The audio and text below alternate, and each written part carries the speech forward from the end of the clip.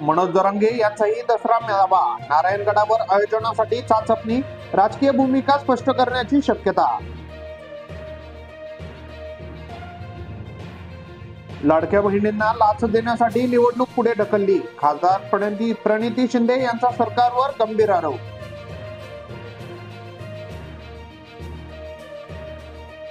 नाशिकमध्ये महात्मा फुले सावित्रीबाई फुले यांच्या स्मारकाचे मुख्यमंत्र्यांच्या हस्ते लोकार्पण, भारतातील सर्वात मोठे अर्धाकृती ब्रॉन्झ धातूचे शिल्प.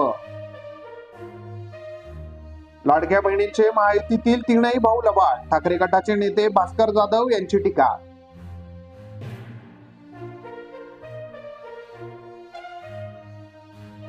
सायबर चोरट्यांकडून फसवणुकीचे प्रकार वाढले, सायबर चोरट्यांकडून महिलेची तब्बल 3.5 कोटींची फसवणूक.